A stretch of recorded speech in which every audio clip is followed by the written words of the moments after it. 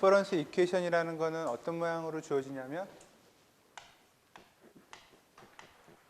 이 n번째 해당하는 어떤 함수가 n에 대한 식으로 주어질 때, 그러니까 뭐 이 n은 이제 자연수 값이겠죠.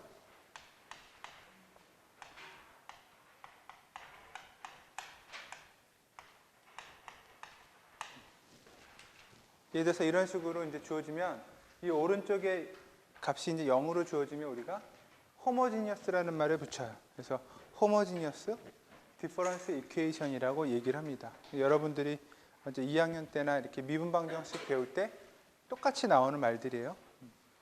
그래서 우리가 여기 0일 때인데 비슷하게는 여러분들이 어떤 경우로 풀었었느냐, 우리 선형대수에서 이렇게 AX는 0이라고 하는 널 스페이스를 구하는 문제가 있었어요.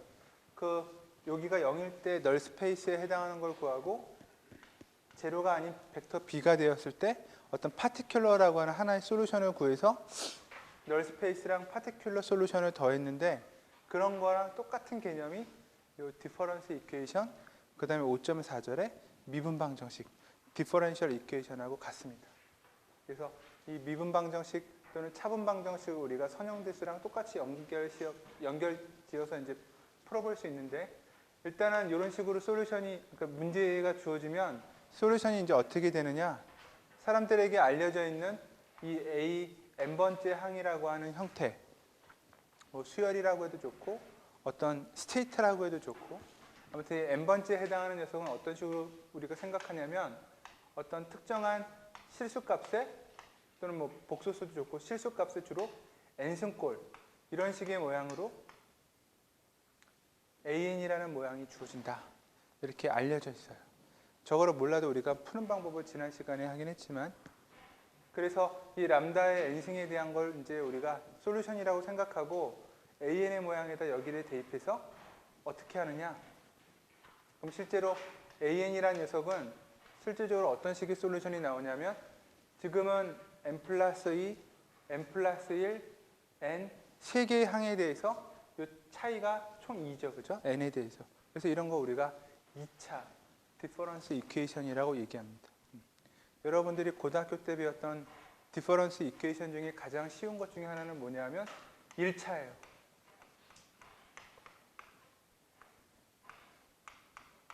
이렇게 두 개의 디퍼런스가 한 개인 거, 어떤 모양인지 눈에 쉽게 들어오죠? 그럼 이건 어떻게 풀었느냐 하면은 이 P분의 Q라고 하는 어떤 이 실수값의 모양이니까 AN이라고 하는 이 수열이, 또는 이 n번째 해당하는 값이 이 마이너스 P분의 Q라는 녀석의 어떤 n승 이런 모양을 갖는다. 이렇게. 그래서 n 대신에 1을 대입했을 때 A1이라는 값이 주어져 있으면 C1을 정확하게 이제 우리가 구할 수 있을 거고, 이게 여러분들이 알고 있는 등비수열의 일반항이죠, 그죠? 디퍼런스 이퀘이션은 다 이렇게 어떤 특정한 숫자의 n승꼴로 조합을 이루게끔 돼 있다. 그래서 여기서는 지금 고등학교 때 배웠던 등비수열의 이와 같은 형태들은 1차 우리가 디퍼런스 이퀘이션, 그러니까 퍼스트 오더가 되고, 지금처럼 두 개 이상의 차이가 나는 2차 세컨드 오더에 해당하는 디퍼런스 이퀘이션은 이 마이너스 P분의 Q 같은 공비가 두 가지가 생겨요. 그래서 그 공비가 얼마인지, 그게 바로 람다에 해당하는 값인데, 그것을 구하게 되면, 그래서 뭐 람다 1이라는 공비가 하나 생기고 람다 2라는 공비가 하나 있다. 그럼 그런 두 개의 공비에 해당하는 이 n승꼴을 적당히 우리가 어떤 실수값을 해서 더한 것 같은 이런 형태로 an이 나온다. 이게 바로 디퍼런스 이퀘이션의 기본적인 해집합이 돼요. 근데 C1, C2를 어떻게 구하느냐에 따라 이런 특정한 모양의 n승과 이런 특정한 모양의 n승의 다양한 조합이 되겠죠, 그죠? 그래서 마치 이게 베이시스 벡터처럼 베이시스 펑션이 돼요. 이런 베이시스 펑션에 대한 선형 결합, 이게 바로 이 an이라고 하는 디퍼런스 이퀘이션의, 그것도 여기가 0이었을 때 호모지니어스 솔루션에 해당하는 모양이다. 그래서 이거를 우리가 이제 푸는 건데, 그럼 이제 람다 1, 람다 2는 어떻게 구하느냐? 이제 람다 n승이라고 하는 형태가 솔루션이라고 했으니까 이 주어진 디퍼런스 이퀘이션에다가 람다 n승에 해당하는 이 an의 모양을 직접 대입해 봐요.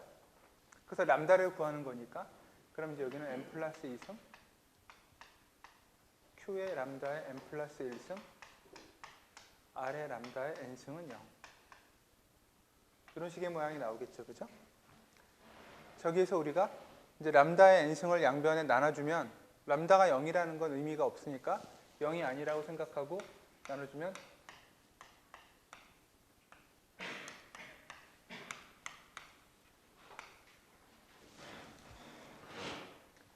이런 형태의 람다라고 하는 값에 대한 2차식 간단한 다항식이 나와요. 이런 다항식을 우리가 뭐라고 하느냐? 캐릭터리스틱 이퀘이션이라고.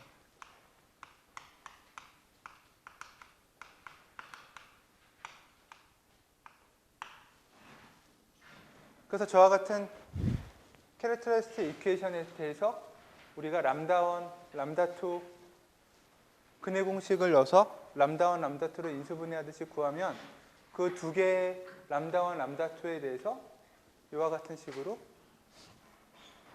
식을 구할 수 있는 게 바로 디퍼런스 이퀘이션의 솔루션이다.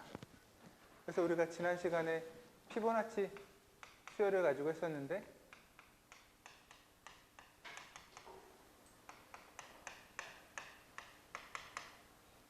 이렇게 이제 a 대신에 그다음에 n 대신에 k라는 값이 들어가도록 그래서 a 대신에 f고 뭐 n 대신에 k지만 똑같은 그런 피보나치에 해당하는 이것도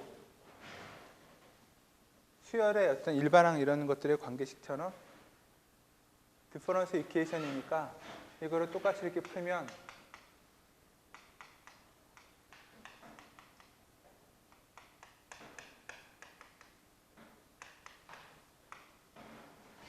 이런 식의 모양이 될 것이고 똑같이 fk가 람다의 k승이라고 생각해서 풀어주면 람다 제곱 마이너스 람다 마이너스 1은 0. 요거에 대한 두 개의 람다 값.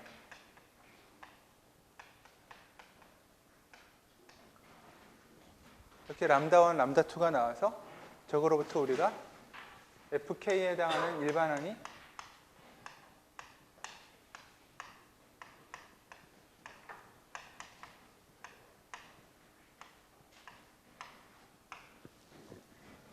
이런 식의 모양을 가질 것이다. 근데 C1과 C2. 근데 C1하고 C2는 어떻게 구하느냐? 이제 이니셜 컨디션에 의해서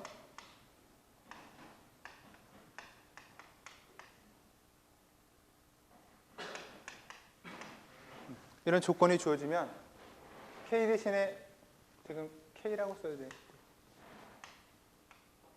이렇게 K 대신에 우리가 0을 대입하고 2를 대입해서 그러면 0을 대입하면 C1 더하기 C2 그거는 0이 돼야 되고 2를 대입하면 이런 값이랑 이런 값의 조합에 대해서 그 다음에 1이 돼야 되고 그래서 C1, C2를 연립방정식 간단하게 해서 우리가 구하면 완벽하게 구하는 모양이죠. 그죠? 그래서 이런 이니셜 컨디션이라고 하는 게 주어지면 C1하고 C2를 완벽하게 구할 수 있다. 근데 이니셜 컨디션이 주어지지 않으면 이제 C1, C2의 어떠한 조합이 되든지 간에 일단 이런 조건을 만족하는 FK는 다 나와요. C1이 1이고 C2가 2든 C1이 3이고 C2가 4든 뭘 대입해도 언제나 이 조건을 만족한다. 그래서 마치 이런 녀석과 이런 녀석은 베이시스 펑션, 베이시스 벡터의 베이시스 펑션이고 걔네들의 리니어 콤비네이션으로 이루어진 요 모든 이런 형태들의 모든 함수 또는 모든 수열의 모양이 바로 하나의 벡터 공간처럼 함수 공간을 이루기 때문에 호모지니어스 솔루션을 구한다. 선형대수에서 배웠던 널 스페이스를 구하는 거랑 똑같습니다. 그래서 우리가 챕터 2에서 널 스페이스를 구하는 그런 방법들을 얘기했었는데 그건 이제 하나의 행렬에서 하나의 절차적으로 구한 거고 마찬가지로 미분 방정식이나 차분 방정식에서 저와 같이 호모지니어스 이퀘이션의 솔루션을 구한다. 일종의 널 스페이스에 해당하는 함수 공간을 구하는 겁니다. 유니크하게 안 나오고 제너럴하게 이렇게 다양한 조합으로 나올 수 있다는 뜻이에요. 그래서 그 중에 하나를 우리가 구하기 위해서 이렇게 특정하게 F0는 얼마고 F1은 얼마고 초기 값을 이제 주어집니다. 여러분들이 고등학교 때 그 고3 때 이제 풀었던 그 수열의 항목에 해당하는 그 문제들 중에 보면 저렇게 PAN, QAN, RAN 저렇게 PQR의 합이 0이 되는 저런 형태의 2차 저런 차분 방정식 같은 뭐 이렇게 수열의 점화식 그런 거 이제 찾아보면 한두 개 있을 텐데 걔네들 솔루션 보면 다 이런 식의 뭐야 람다1의 n승 더하기 람다2의 n승. 나중에 결국 푸는 거는 뭐 우리가 이런 조건을 모르면 훨씬 더 복잡한 조작을 거쳐가지고 풀기는 풀어야 되지만 굳이 뭐 일단 우리가 그렇게 할 필요는 없으니까. 자, 그래서 이렇게 이제 우리가 디퍼런스 이퀘이션이라는 걸 구하는데 이게 이제 일반적으로 우리가 이제 수학에서 알려져 있는 방법이고 선형대수에서는 저거를 어떻게 구하느냐? 마치 an 플러스 1 이런 식의 값들을 하나의 이렇게 순차적으로 한 번씩 변하는 값이라고 생각해서 행렬식으로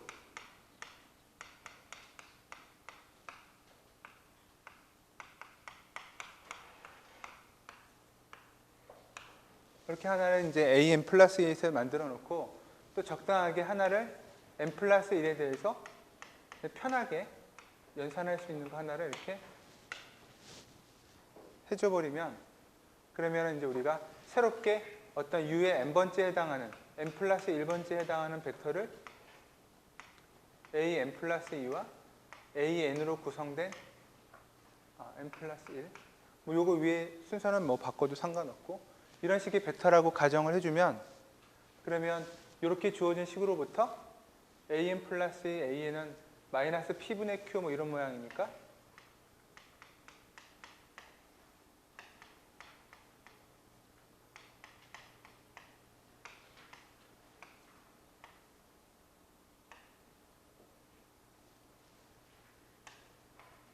이런 식의 모양으로 우리가 바꿀 수 있었죠. 그죠? 그래서 중요한 거는 이 A라는 행렬을 만들어내는 과정도 중요하지만 이 모양 자체가 어떤 모양이냐면 A의 n 플러스 1이라는 이 녀석은 어떤 행렬에다가 실수값, 그냥 간단한 상수값 내가지고 행렬에다가 U의 n이다. 그러니까 이 n 플러스 1이 n번째 해당하는 항들에 대해서 어떤 적절한 이런 관계식이 되도록 여러분이 행렬 A를 구하면 그러면 이제 이런 식의 조합이 주어지면 실제로 우리가 구하게 되는 un이라는 건 어떻게 되느냐? 얘는 행렬 A의 n승에다가 u의 제로 이렇게 간단하게 우리가 A의 n승을 이제 표현할 수 있다. 그러면 A의 n승은 어떻게 구하느냐? 아이겐밸류 디컴포지션을 통해서 우리가 쉽게 다이아고널 매트릭스로 간단하게 모델링할 수가 있었어요.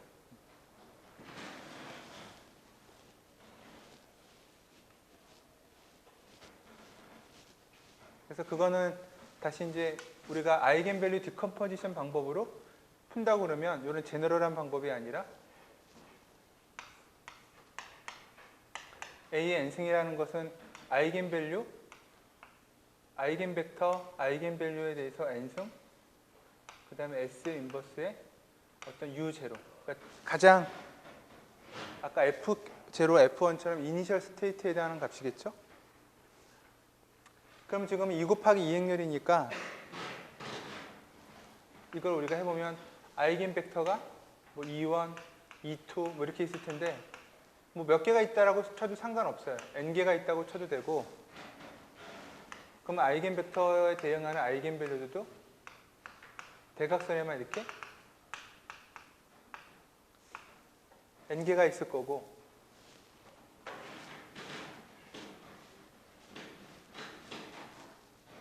그 다음에 S의 인버스 U0는 어쨌든 요거는 하나의 벡터 모양이죠. 그죠? S 인버스랑 U0라는 벡터를 곱하면 하나의 칼럼 벡터가 될 테니까 그 칼럼 벡터들의 결과를 우리가 이렇게 C1, C2, Cn이라고 또 생각해보자. 그러면 아이겐 벡터 E1, E2에 대해서 요 C1은 요로 곱해지고 C2는 요로 곱해지고 이 다이아고널 매트릭스 곱하면 다시 또 다이아고널이 되니까 그 조합이 결국 해보면 C1이라는 값의 람다1의 n승 아이겐 벡터 E1 또 C2의 람다2의 n승 아이겐 벡터 E2 그래서 총 n개가 있으면 Cn이라는 거에 람다 n의 n승의 이런 식의 조합으로 우리가 아이겐밸류 디컴포지션 할 수 있다. 단 아이겐밸류가 서로 다르게 람다 1부터 람다 n까지 디퍼런트하게 나올 때만 아이겐밸류 디컴포지션을 할 수 있다고 그랬으니까 약간 제약이 있긴 있어요. 그래서 A라는 행렬을 구할 때 서로 아이겐밸류가 다 디퍼런트한 형태가 나오도록 디컴포지션 될 수 있도록 A를 구하는 게 일단 중요합니다. 자, 그래서 이런 식으로 우리가 이제 구한 게 지난 시간에 해왔던 피보나치 수열을 가지고 이그젠플을 들었던 겁니다. 그죠? 그래서 어떤 식으로 푸느냐는 뭐 중요하지는 않은데 처음에 얘기했던 차분 방정식을 일반적으로 푸는 방법이 여러분들에게는 사실은 더 쉬울 거고 우리는 그걸 이제 아이겐밸류 디컴포지션을 통해서 어쨌든 풀 수 있다. 근데 중요한 것은 아무 때나 풀 수 있는 게 아니라 바로 이제 이와 같이 행렬이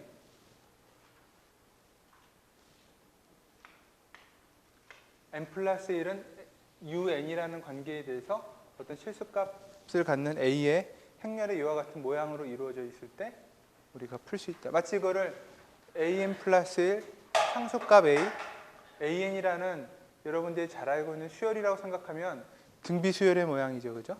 등비수열의 점화식인데 그 등비수열의 점화식처럼 주어진 이런 경우는 an승에 대한 파워를 이렇게 다이어고널라이제이션으로 디컴포지션해서 우리가 이렇게 아이겐밸류와 아이겐벡터에 대한 조합으로 모델링한다. 그게 이제 우리가 지난 시간에 했던 주요 내용의 골자입니다.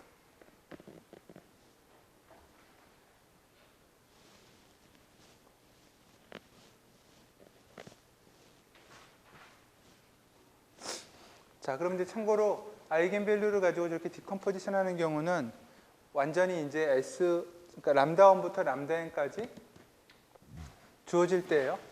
그러니까 이렇게 풀 수 있는 방법은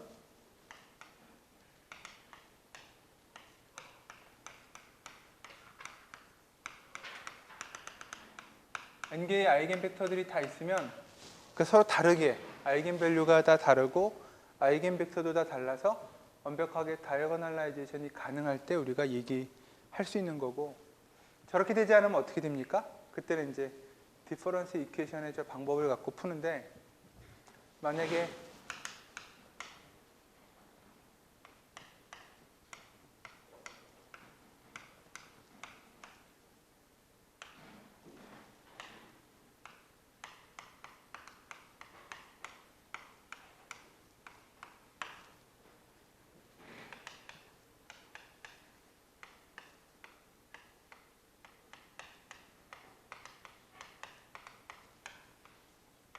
캐릭터리스틱 이퀘이션을 풀었는데 아까 뭐 람다 제곱, 람다 더하기 r은 0 뭐 이런 식이죠. 그죠? 캐릭터리스틱 이퀘이션에서 람다를 구하려고 해를 구했는데 보니까 뭐 중근이 나온다거나 3중근이 나온다거나 이렇게 멀티플근이 나와요.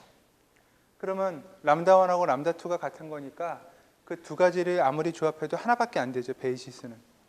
그래서 람다가 더블 루트다.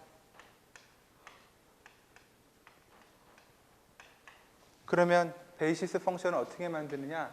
람다의 n승만 베이시스 펑션이 되는 게 아니라 또 람다 n승하는 건 같은 베이시스죠. 그죠? 그래서 이렇게 디퍼런스 이퀘이션일 때는 람다의 n승에 n이 곱해져요. 그래서 여기에 C2, 여기에 C1. 3중근이 생긴다. 그러면 C1에 람다의 n승, C2에 n 곱하기 람다의 n승, 그 다음에 C3에 n제곱의 람다의 n승. 이렇게 계속 차수가 증가하는 값들이 곱해지면서 베이시스 펑션이 바뀐다. 미분 방정식은 어떻게 되느냐? 미분 방정식은 람다의 n승 대신에 익스포넨셜 람다 어떤 뭐 t라는 변수에 대해서 이런 식의 모양으로 바뀌는데 C1 더하기 람다 1t C2 곱하기 익스포넨셜 람다 2t 이런 식의 모양이 돼야 되고 만약에 이게 멀티플 중근이 나온다? 그럼 C1에 익스포넨셜 람다 t 거기 앞에 n 대신에 t 그 다음에 익스포넨셜 람다 t 이런 식으로 계속 t의 거듭 제곱이 곱해져요. 베이시스 펑션이 이렇게 바뀐다. 물론 이런 것들도 전부 다 우리가 선형대수 문제처럼 풀면 다 저렇게 나오는데, 일반적으로 우리가 이제 디퍼런스 이퀘이션 또는 디퍼런셜 이퀘이션을 풀 때 솔루션이 어떻게 되는지는 잘 알려져 있다. 그리고 우리가 그거를 이제 배우는 거니까 이런 식으로 된다라는 걸 잘 기억해 두자.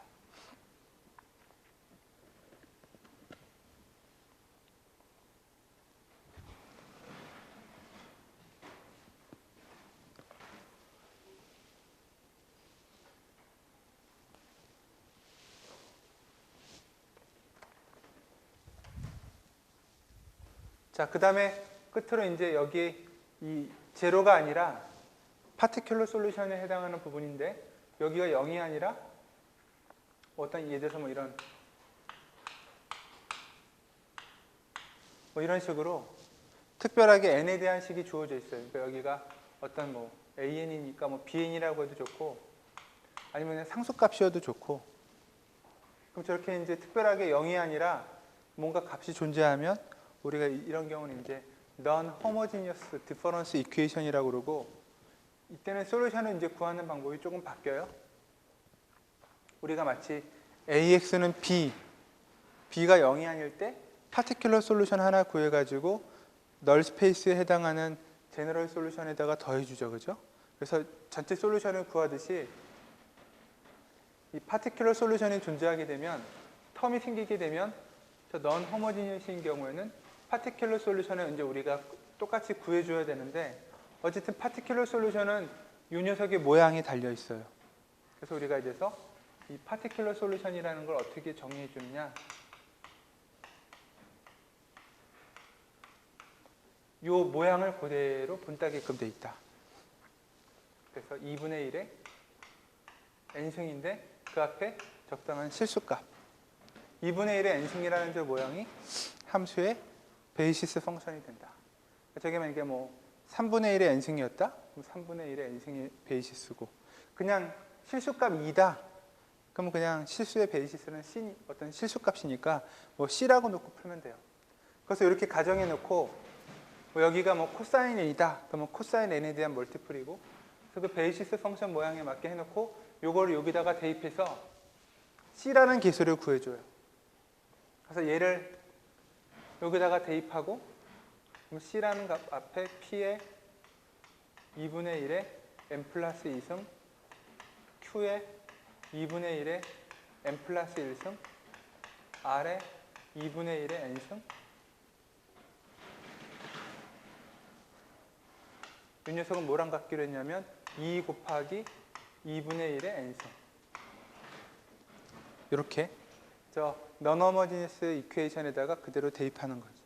그래서 2분의 1의 n승을 다 약분하고 보니까 C라는 값은 4분의 P 더하기 2분의 Q 더하기 R, 그 값이 2일 때.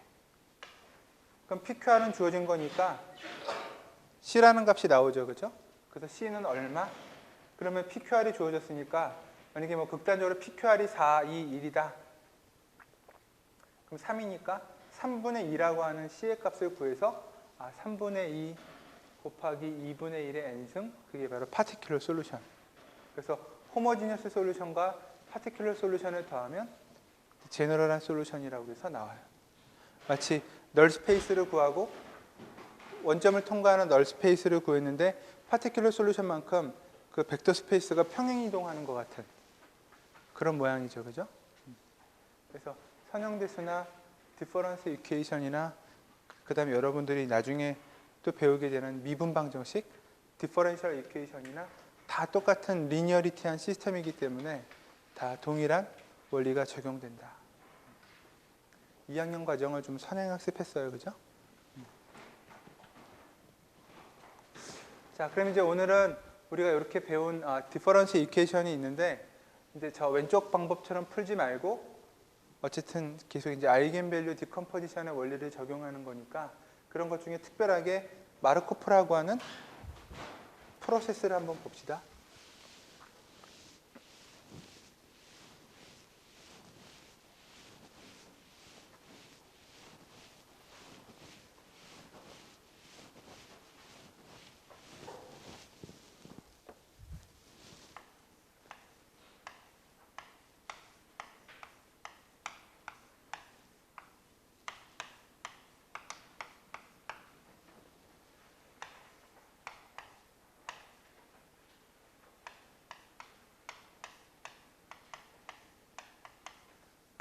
예를 들어서 이 마르코 프로라는 용어는 이제 대단히 확률적인 얘기를 할 때 많이 나오는 그런 개념이에요.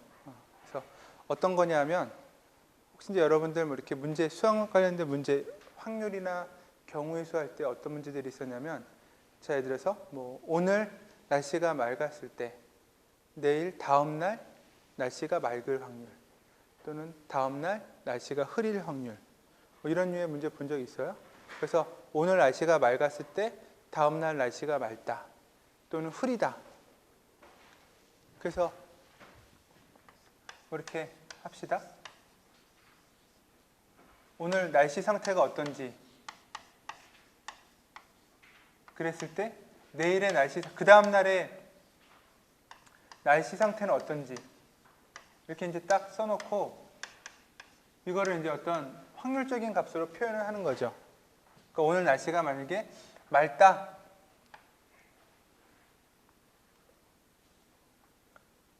그냥 이렇게 날씨가 맑다라고 씁시다. 그러면 다음 날도 날씨가 맑을 확률이 있을 거고 또 어떤 게 있냐면 흐릴 수도 있을 거고 뭐 예를 들어서 비 온다고 합시다. 비가 올 수도 있을 거고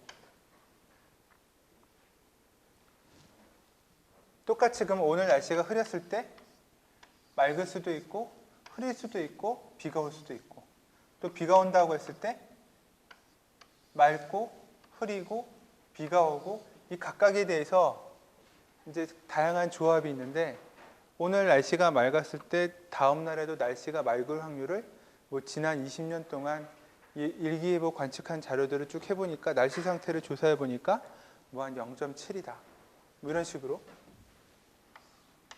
그 다음에 다음 날 흐릴 확률은 0.3이고 비가 올 확률은 0.1이다 뭐 이런 식으로 확률 값들이 쭉 있을 거예요. 그죠? 그래서 만약에 오늘 비가 왔다. 오늘 날씨가 맑았을 때 어제 날씨가 맑았을 확률은 뭐 이런 식의 이제 조건부 확률로 문제를 푸는 것들이 있는데 바로 직전에 날씨라고 하는 어떤 상태를 우리가 이제 그 다음에 어떻게 영향을 주는지를 그 상태가 변화하는 그 과정을 확률로 표현해 놓고 확률적으로 표현된 그 상태 변화를 가지고 우리가 다음에는 어떤 상태가 될지를 계속 연달아 계산하는 것 이런 류의 것들을 우리가 마르코프라고 하는 사람의 이름을 붙여서 마르코프 프로세스라고 얘기를 해요. 근데 이제 문제는 그러면 이전의 상태들이 얼마까지 영향을 줄 것이냐 요거를 이제 우리가 생각을 해야 되는데 자, 1년 전 오늘의 날씨가 뭐 이제 오늘 날씨가 영하 6도였는데 1년 후에 2014년 11월 28일 딱 오늘 날씨가 1년 후의 날씨가 어떻게 될지 몇 도가 될지 또는 맑을지 흐릴지 우리가 이걸 예측할 수 있습니까? 전혀 상관성이 없다고 생각하죠. 그죠? 그러니까 어떤 상태가 계속 변화하는 연속성상에서 변하기는 하는데 현재 상태가 얼마 후까지 영향을 줄지 이거를 우리가 생각해서 영향을 줄 수 있는 최대한의 요 간격 스텝 요거를 우리가 이제 실제 몇 번째 후에 어떻게 변할지를 표현하는 데 있어서 고려하자. 요거까지만. 그래서 그 언제까지 고려를 할 것이냐 무한히 계속 1년 전 날씨까지 신경 쓸 필요는 없으니까 뭐 하루 전, 이틀 전 이런 정도 그 정도까지 유한하게 몇 개의 이전 상태만을 가지고 미래 상태를 예측할 수 있다. 모델링할 수 있다. 그런 식으로 제한을 주어서 표현하는 방법들을 다 마르코프 프로세스라고 얘기를 하고 그런 것들을 이제 확률적 조건부 확률 공간에서 우리가 확률적으로 표현한 것들이 다 이 마르코프라는 이 수학자가 이름 붙인 것들입니다. 여러분들 아직 디지털 로직 디자인 아직 안 배웠죠, 그죠? 디지털 로직 디자인을 배우면 이제 후반부에 스테이트 머신이라는 얘기가 나와요. 뭐 카운터, 그러니까 플립플랍이라고 하는 메모리 소자 있고 메모리 소자 0과 1이라는 디지털 데이터가 이제 저장이 되는데 바이너리 데이터가 걔네들의 0과 1의 값들이 어떻게 조합을 이루느냐 그 값 자체가 스테이트예요. 상태. 그 상태가 인풋 신호가 인풋 데이터가 0이나 1이 들어오고 또는 클락이 어떻게 바뀌고에 따라서 이제 막 상태들이 바뀌어요. 근데 그냥 랜덤하게 아무 상태로 막 가는 게 아니라 이 상태에서 1이 들어오면 어떤 상태가 되고 이 상태에서 0이 들어오면 어디로 가고 그 디지털 값들이 0과 1의 값들이 변하는 것들이 일정한 규칙이 있어요. 그러니까 아무렇게나 가는 게 아닌 거죠. 그래서 이전 스테이트와 인풋의 조건에 따라서 특정한 몇 개만 영향을 받습니다. 그런 것들이 전부 다 이 마르코프 프로세스에서 적용이 되는 거고 다 그걸 행렬식으로 우리가 바꿔서 처리한다.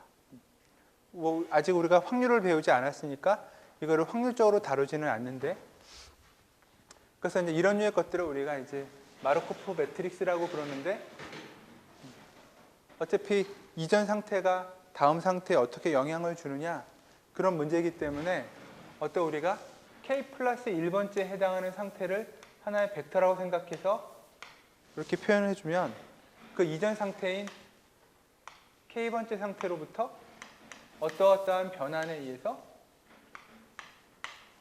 될 것이다. 우리가 이렇게 표현할 수가 있겠죠. 그죠? 그래서 그 상태가 변하는 거. 이미 우리가 앞에서 행렬의 점화식도 일종의 n 플러스 1 상태가 변하는 마르코프 매트릭스 체인이랑 똑같은 건데 근데 이제 문제는 이 마르코프라는 말이 붙을 때는 요 a라는 행렬을 구성하는 값들이 일종의 이런 이제 비율이나 확률과 관련된 값이기 때문에 개수가 좀 특정한 조건을 갖춰요. 그래서 그 특정한 조건을 갖추는 이런 모양의 디퍼런스 이퀘이션 또는 뭐 행렬 A에 대한 파워에 대해서 우리가 한번 특별하게 한 번 더 해보자. 그게 이제 바로 마르코프 매트릭스라고 하는 이 이그젠플입니다. 자, 이그젠플의 내용을 한번 봅시다. 여러분들 그 교재에 있으니까.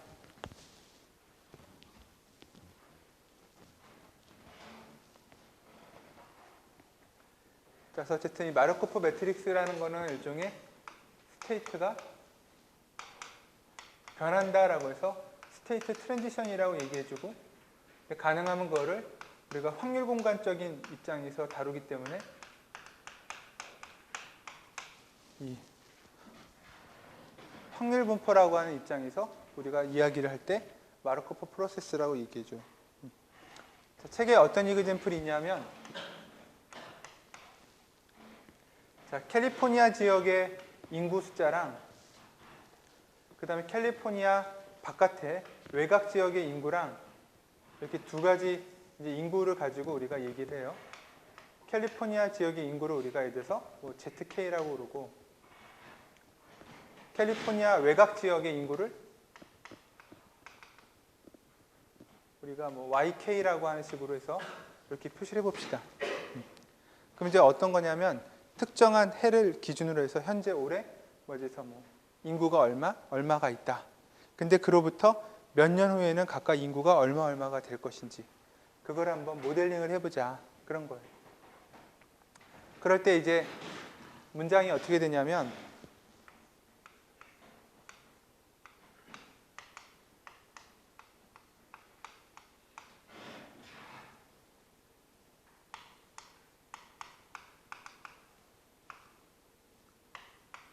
캘리포니아 밖에 있는 사람들, 캘리포니아 지역의 바깥에 있는 사람들의 10%가 10분의 1이 캘리포니아 지역으로 이주해서 들어와요. 인구가 저만큼 외부 인구의 10%가 이제 증가하는 개념이고, 근데 캘리포니아 지역의 인구는 또 마찬가지로 또 나가는 게 있어서 이번에는 한 20% 정도?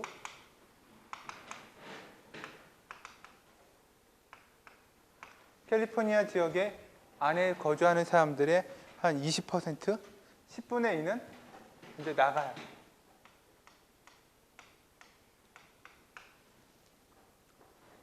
그 다음에 이제 해당하는 기간 동안 새로 태어나는 인구나 또는 죽어서 뭐 감소하는 인구나 그런 건 없다. 일단 그렇게 가정을 하고, 그러니까 순수하게 죽거나 태어나서 인구가 변하는 거는 생각하지 않고 이주해서 나가고 들어오는 것, 그것만. 각각 태어나고 죽는 사람들은 이제 균형 상태를 유지하고 있다라는 가정하에 이런 식의 얘기를 하는 거죠. 이렇게 주어지는 문장은 두 개인데 이걸 우리가 마르코프 프로세스라고 하는 입장에서 하게 되면 스테이트라고 하는 걸 정의해줘요. 여기 인구에 해당하는 이 ZK, 캘리포니아 지역의 인구가 어떤 Z라고 하는 스테이트고 아웃사이드에 해당하는 사람들의 인구 숫자를 우리가 YK라고 하는 스테이트라고 그러면 이 스테이트들 간에 트랜지션이 발생하는 다이어그램이라고 하는 그림을 어떻게 그릴 수 있느냐. 일단 캘리포니아 인구의 20%가 나간다고 그랬죠. 그죠? 20%니까 0.2 이렇게. 그 다음에 아웃사이드에 해당하는 사람들의 인구의 10%가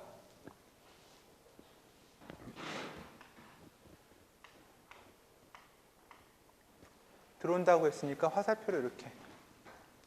그러면 캘리포니아 자체 인구가 있겠죠. 그죠? 나가지도 않고 그런 사람들이 대략 80%니까 우리가 보통 이렇게 제자리로 아웃사이드도 마찬가지로 90%가 그 상태를 유지할 것이다. 그래서 이런 식으로 이렇게 우리가 스테이트에 대한 다이어그램을 그릴 수 있다. 그러니까 저런 거 우리가 이제 이렇게 무슨 사슬처럼 연결되어 있다고 그래서 마르코프 체인이라고 얘기해요. 나중에 다 디지털 로직 디자인 할 때 훨씬 더 복잡한 스테이트가 여러 개인 것들을 배울 것이고. 자, 어쨌든 이제 이런 식의 스테이트 트랜지션이 있고 그러니까 이렇게 주어진 말을 우리가 이렇게 그렸습니다. 그러면 이제 K번째 어떤 특정한 기준해를 뭐 0이라고 하는 특정한 해를 기준으로 1년씩 지날 때마다 인구가 이렇게 변한다고 했으니까 우리가 이거를 이제 다음과 같이 이 y의 k 플러스 1이라고 하는 인구 스테이트는 어떻게 되느냐. 아웃사이드에 해당하는 인구니까 이전에 자기네 YK라는 인구의 90%가 이제 있을 거고, 그 다음에 캘리포니아 지역에 해당하는 인구가 ZK인데 그 ZK가 얼마가 들어오냐면 0.2가 들어오죠. 그죠? 똑같이 캘리포니아 지역의 인구를 ZK라고 했으면 ZK 플러스 1은 ZK에 대해서 어떻게 되느냐. YK가 0.1%, 10% 들어오니까 외부 인구 10%에다가 자기네 자신 0.8 이런 식의 모양으로 이루어질 것이다. 그럼 이제 이거를 우리가 마치 하나의 스테이트를 디퍼런스 이퀘이션처럼 생각해서 행렬식 벡터로 표현해주면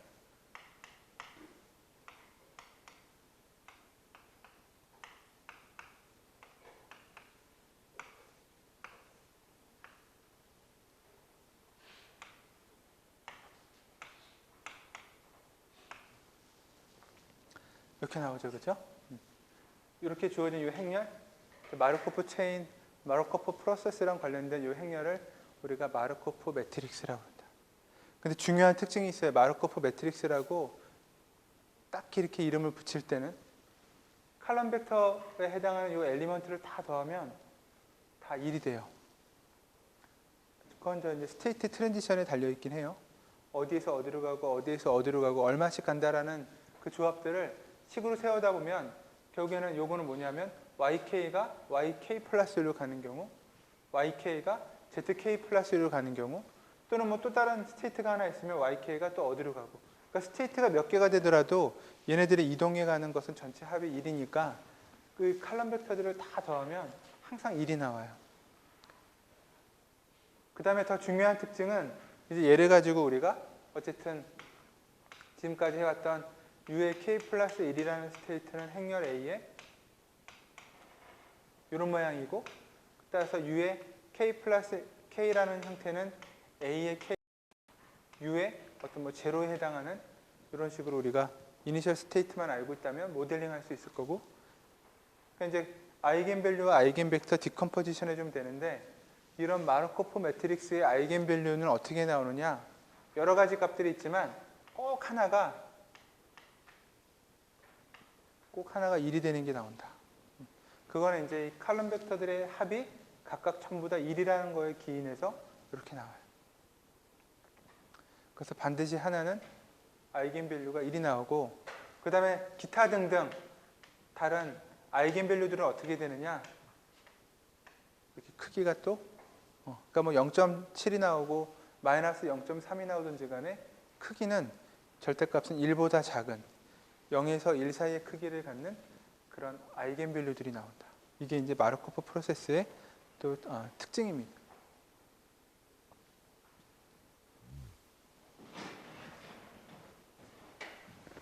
자, 이제 그럼 이제 우리가 저렇게 구한 행렬에 대해서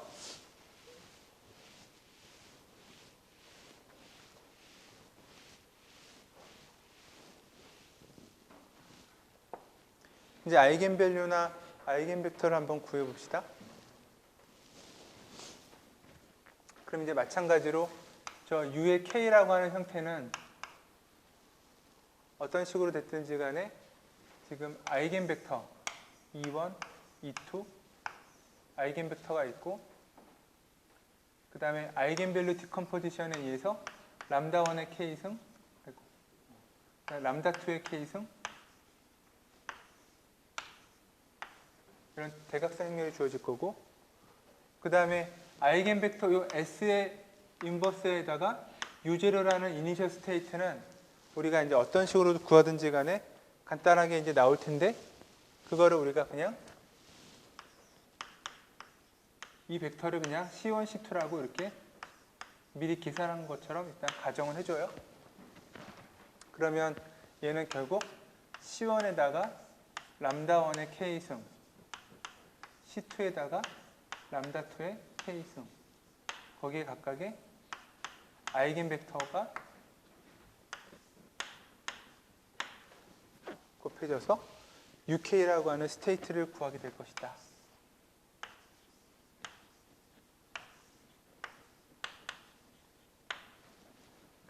됐죠?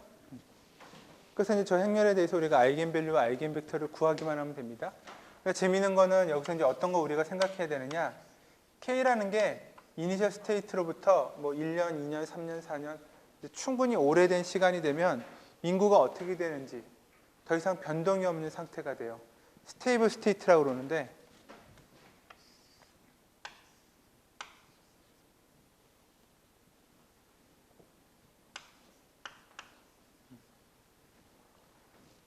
그래서 이 값이 어떤 특정한 값으로 수렴하면 스테이블한 거고, 수렴하지 않으면 당연히 이제 뭔가 점점 커지든 작아지든 뭐 이렇게 되는 거예요. K가 커지면 커질수록. 근데 일반적으로 마르코프 프로세스는 이제 수렴한다는 거예요. 수렴하지 않으면 마르코프 프로세스가 아니겠죠. 그래서 이렇게 수렴하도록 만들어지게 되면 어디론가 이제 수렴한다. 수렴하게 되는 그 값을 이제 찾으면 되는데, 이럴 때 우리가 이 수렴하게 된 최종적인 무한대로 K를 극한을 취해서 얻어지게 되는 어떤 Y 무한대, Z 무한대에 해당하는 값, 그 값이 바로 무엇이냐? 스테이블 스테이트예요. 그리고 그 스테이블 스테이트를 대입하면 어떤 일이 되느냐? 더 이상 바뀌지 않는 거니까 그 스테이블 스테이트가 될 때는 A에다가 만약에 스테이블하다, 이 S가 스테이블 스테이트라고 합시다. 그럼 그거는 여전히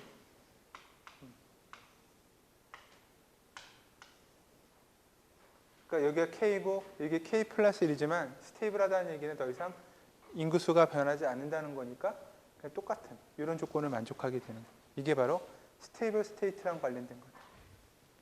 그래서 이제 이런 게 실제로 이그젠플에서 어떻게 나오는지 이제 최종적으로 이제 계산을 한번 해봅시다.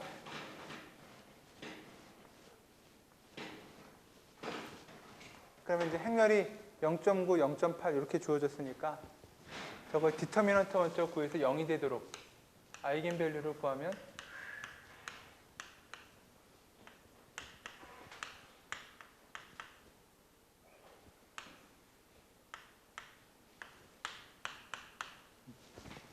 그럼 2차식인데 정리하면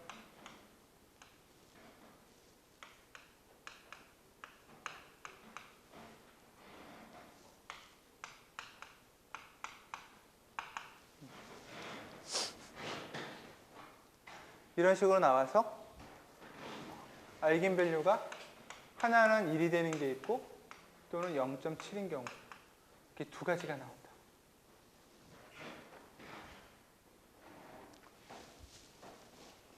그래서 반드시 1이 나온다라고 얘기했었죠. 그 다음에 이제 어떻게 되느냐?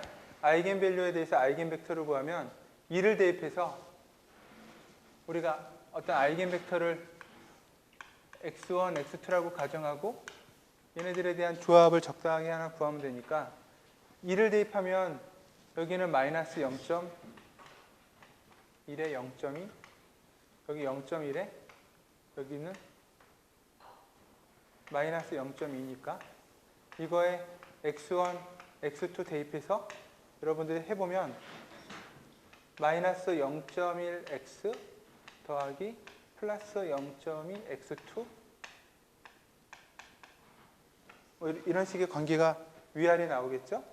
그러면 이걸 해보면 결국 x1은 2 곱하기 x2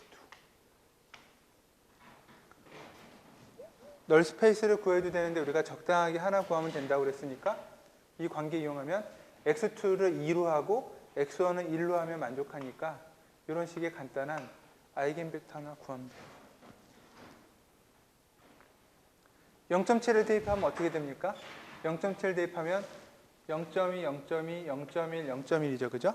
그러니까 x1 더하기 x2는 제로니까 두 개가 하나는 1이고 마이너스 1. 뭐 이런 식으로 아이겐벡터 두 개를 우리가 구하면 되겠다.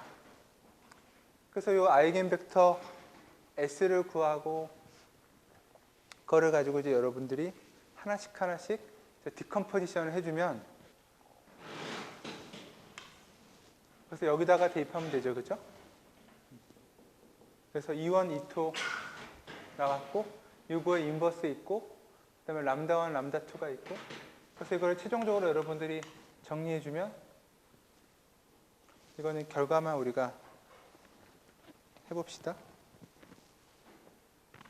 그러니까 U0를 우리가 Y0랑 Z0라고 해주면 Y0 더하기 Z0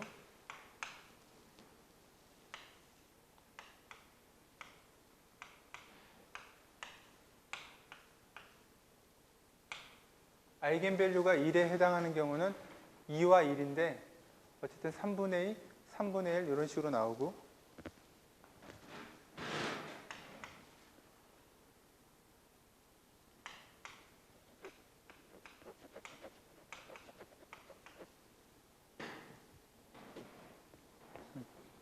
이렇게 될 때는 아이겐벡터가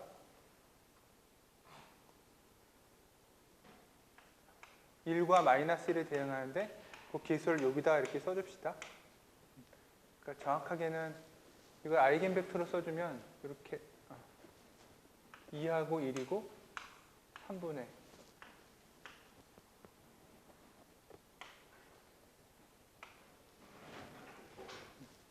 그 다음에 요거는 0.7에 K죠.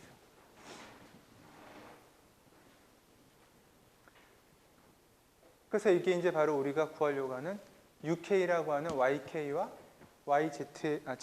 YK랑 ZK에 해당하는 이제 스테이트예요.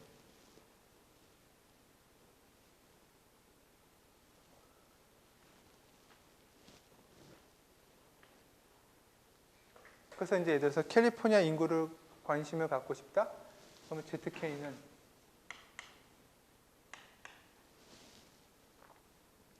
아까 YK, ZK였으니까 그죠? 3분의 Y0 더하기 Z0 거기에 1과 여기는 3분의 Y0 마이너스 2의 Z0 여기에 마이너스 1 있으니까 마이너스 1 해주고 0.7의 K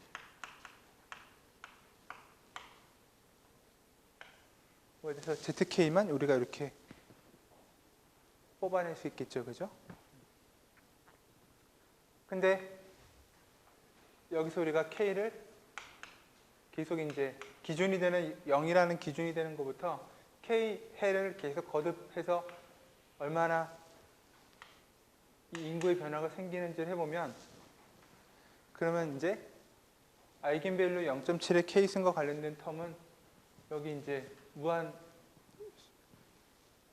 취해주게 되면 0으로 가니까 여기 1에 대한 K승만 남아서 3분의 Y0 더하기 Z0. 똑같이 YK에 대한 스테이블 스테이트도 구하면 이번에는 3분의 2의 요거 더하기 그 다음에 3분의 요거 더하기 이렇게 두 개가 되죠. 그죠? 그래서 저렇게 두 개를 더하면 3분의 2 Y0에다가 그냥 Y0만 남네요. 그래서 우리가 YK도 똑같이 비슷하게 구할 수 있고. 그래서 이런 식으로 우리가 구하게 되면 스테이블 스테이트가 초기 상태에 대해서 두 개를 더해서 3으로 나눈 것 같은 모양.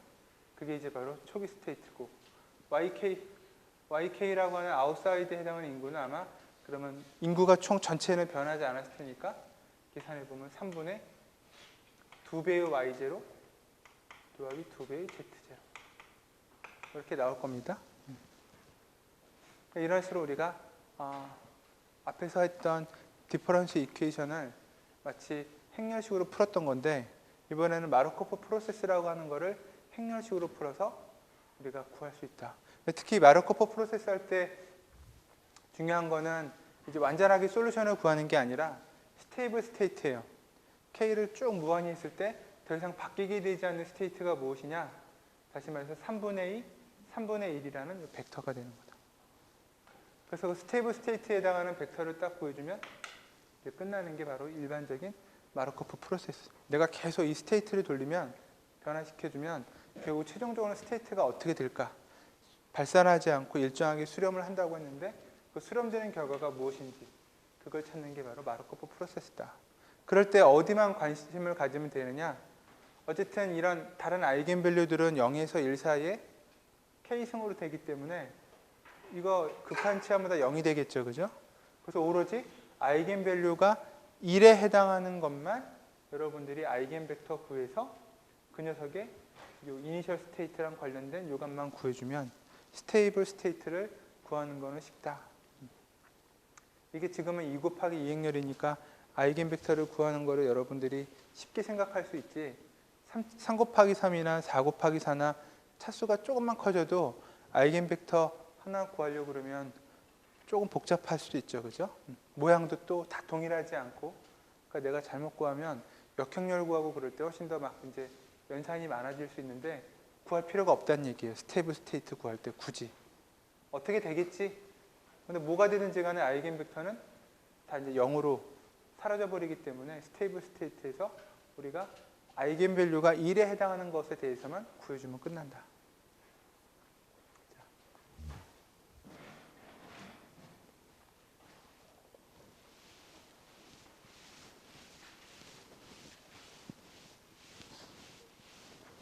그래서 최종적으로 저 스테이블 스테이트가 아까 이제 3분의 2랑 3분의 1이 더 이상 바뀌지 않는 스테이블 스테이트다. 이렇게 그렇게 기억을 해주고,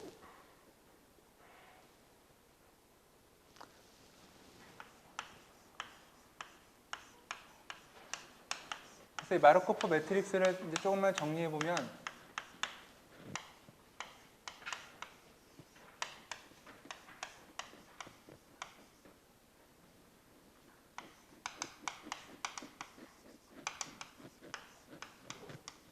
어떤 확률이라든가 비율을 가지고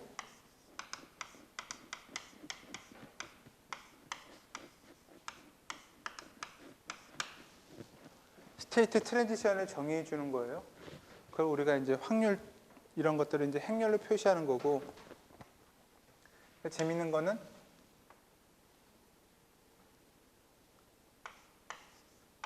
이 마르코프 매트릭스의 엘리먼트를 A, IJ라고 하면 특정한 행에 대해서 모든 이 칼럼에, 그러니까 특정한 칼럼에 대해서 모든 행들을 다 더하면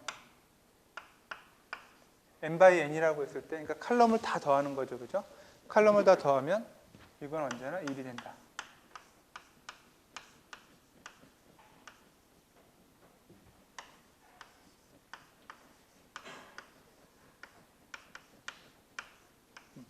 칼럼을 애드업 했더니 1로 이제 더해지는 것. 이게 이제 마르코프 매트릭스의 중요한 특징이고, 또 하나는 이 A의 IJ라고 하는 각각의 엘리먼트들은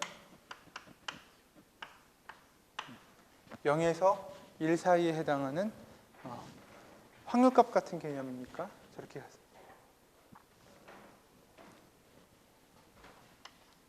그 다음에 이 마르코프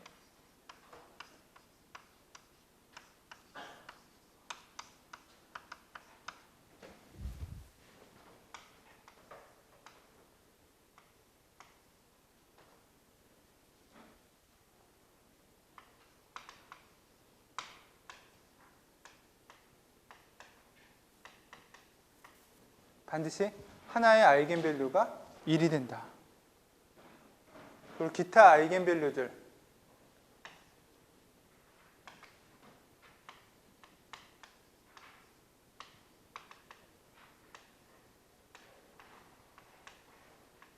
다른 아이겐밸류들은 어떻게 되느냐? 그 매그니튜드가 이렇게 1보다 작다.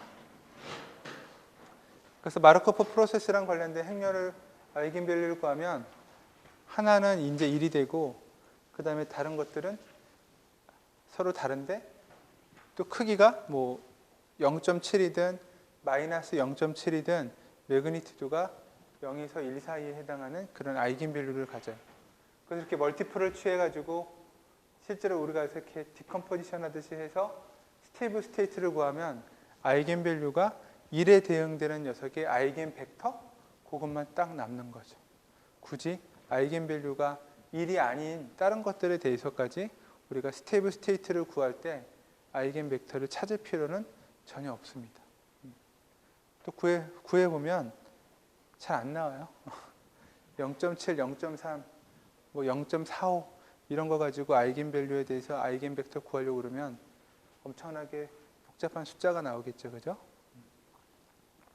구하지 말자 라는 게 보통 우리의 스테이블 스테이트 문제일 때 일반적인 이제 경우입니다. 자, 그래서 우리가 이와 같은 디퍼런스 이퀘이션을 가지고 이제 푸는데, 하나는 일반적인 디퍼런스 이퀘이션 푸는 방법을 가지고 얘기를 했던 거고, 그 다음에 이제 우리 선형대수 시간에는 이제 그 디퍼런스 이퀘이션을 푸는 방법을 저와 같이 이제 아이겐밸류 디컴포지션을 할 수 있으면 A의 K승을 쉽게 우리가 모델링 할 수 있다는 거죠. 중요한 건 이제 우리가 이 스테이트라고 하는 것들을 전부 다 뭐 XK가 됐든 YK가 됐든 ZK가 됐든 또는 수열의 점화식이라고 했든지 간에 마치 이렇게 K나 N이라는 인덱스로 K번째와 K 플러스 1번째에 해당하는 벡터를 하나의 상수값으로 이루어진 이와 같은 행렬에 이와 같은 관계식으로 모델링할 수 있으면 얘네들은 우리가 다 리니어한 그런 디퍼런스 이퀘이션이기 때문에 이런 경우들을 우리가 풀 때는 어떻게 할 수 있느냐? 아이겐밸류 디컴포지션에 의해서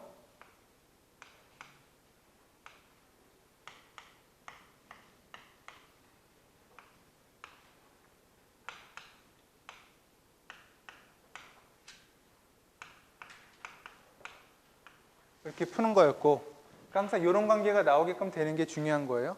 그래서 UK에 해당하는 벡터는 어떤 특정한 것들이 이제 한 번씩 어떻게 변하게 되는 이전 스테이트로부터, 일종의 스테이트 벡터라고 우리가 얘기하는 거고, 저 스테이트 벡터가 이제 어떤 식으로 변하는지 이전 스테이트로부터 그것을 정의해 주는 게 바로 행렬 A가 되고, 그래서 이렇게 고등학교 때 우리가 수열을 엄청나게 배우는 거죠. 여러분들이 이제 저 스테이트 머신이라고 해서 디지털 논리 설계부터 시작해서 뭐 컴퓨터 아키텍처라든가 그런 거 배울 때마다 엄청나게 할 테니까. 자, 여기가 이런 식으로 되고, 요거는 결국 해보면 이 녀석을 우리가 C1, C2라고 하는 이렇게 칼럼 벡터로 간단하게 표현했다라고 하면 결국에는 이제 아이겐 C1에다가 거기 아이겐 벡터에 거듭 K승, 그 다음에 해당되는 아이겐 벡터, 이런 것들을 쭉 다 n차원까지 있으면 더한 그런 모양이 바로 저런 UK 플러스 UK를 우리가 아이겐밸류, 아이겐벡터로 표현하는 방법이다. 여기서 마르코프 프로세스는 람다 i가 딱 하나만 이루고 나머지가 0에서 1 사이니까 특히 이제 스테이블 스테이트를 구하기 쉬운 거죠. 피보나치는 마르코프 프로세스가 아니기 때문에 어떻게 돼요? 이 람다 1이 하나는 2분의 1 플러스 루트 5고 하나는 2분의 1 마이너스 루트 5라서 스테이블 스테이트가 없습니다. 그죠? 이런 것들이 이제 우리가 기억해 줄 만한 디퍼런스 이퀘이션 솔루션이다. 그래서 스테이블 컨디션도 잘 기억해 주고 그래서 아무튼 람다 i의 참고로서 람다 i의 매그니튜드가 1보다 작으면 k가 무한히 가더라도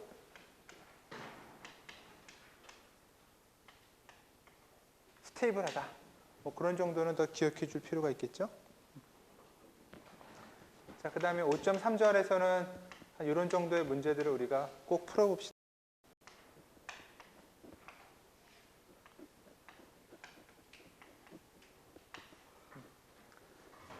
금요일날 한 6시부터 8시까지는 6시 반부터인가요? 504-1호에 아무튼 멘토들이 여러분들을 목이 빠지게 기다리고 있으니까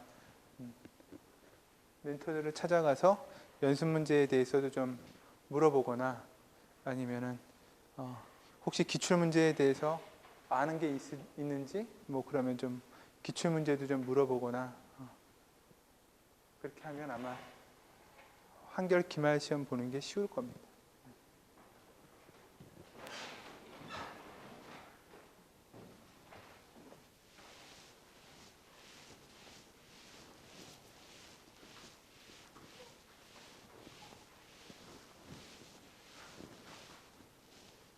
자, 여러분들 미분방 정식을 안 배웠다고 그랬죠, 그죠?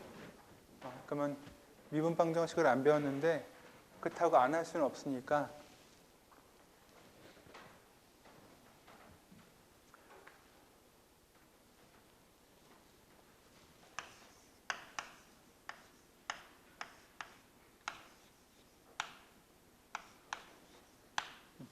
익스포넨셜 at라는 함수가 있는데 이거 미분하면 어떻게 됩니까?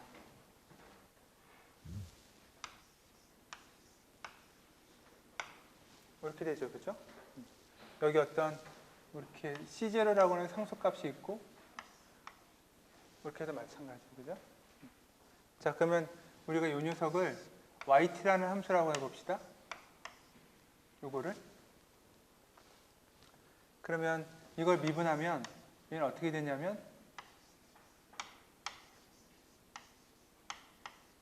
이렇게 되죠, 그죠? 자, yt를 미분해서 요게 됐어요. 그럼 t에 대한 거니까 이걸 우리가 어떻게 쓰냐면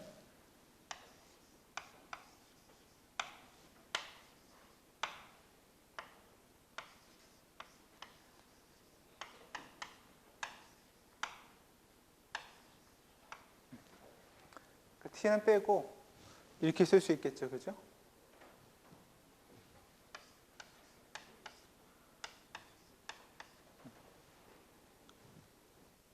그럼 이런 관계를 만족하는 t에 대한 함수가 있다? 그럼 그 녀석은 어떤 모양이냐? 익스포넨셜 a랑 관련된 at의 모양이에요. 그렇죠? 이게 이제 미분방 정식의 가장 기초가 되고 시작이에요.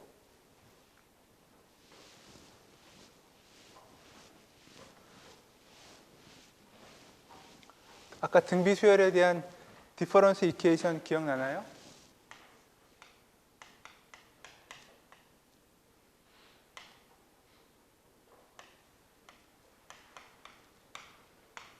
이렇게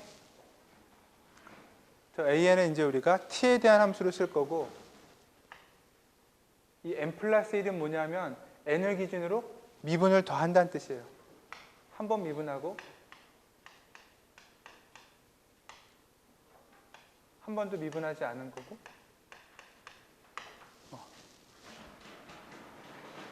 그러면 이 녀석은 한 번 미분한 녀석의 식이랑 거기에 a를 곱해서 미분하지 않은 녀석이랑 같으니까 이거의 솔루션은 왼쪽에 의하면 익스포넨셜 at의 모양이구나.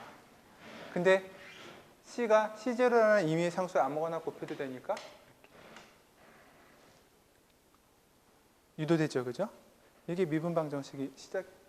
그래서 딱 보면 이런 식의 간단한 형태 y' 한번 미분하고 거기에 상수값에다가 y 합한 것 이게 이제 1차 미분 방정식인데 이 y 앞에 있는 기수, 이 함수 앞에 붙어 있는 이 값들의 기수가 우리 아까 차분 방정식 PQR처럼 상수값이니까 이런 거를 그냥 우리가 오디너리라고 해요.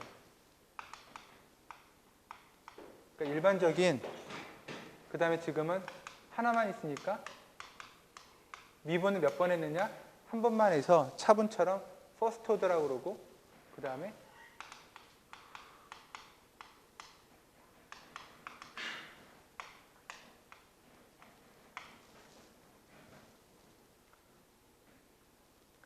자, 이렇게 익스포넨셜 함수를 미분하면 저런 모양이 나오는 것 때문에 우리가 이제 유추할 수가 있는데 로그 함수에 대한 적분하는 법 알아요?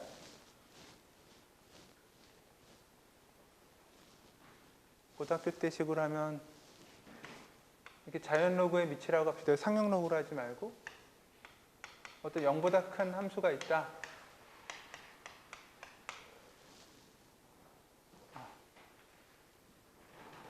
나도 좀 헷갈리네.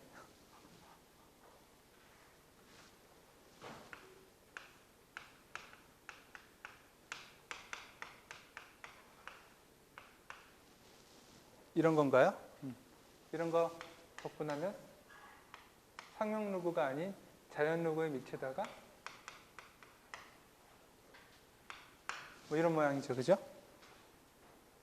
맞습니까? 그러니까 이런 형태를 적분하면 로그 모양으로 나온다. 자, 그러면 저기 이 미분 방정식을 한번 봅시다.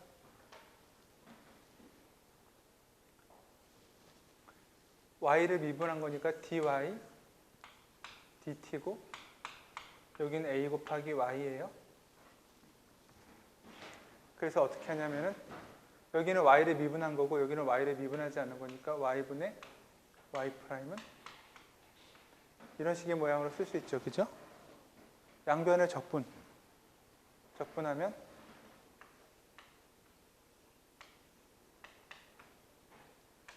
이런 모양으로 나오겠죠. 그죠? 상수는 뭐 아무데나 뭐 집어넣어주고 그래서 y는 익스포넨셜 at 곱하기 익스포넨셜 c니까 적당한 어떤 뭐 실수값을 이렇게 대체해주고 이렇게 해도 나오죠. 그죠?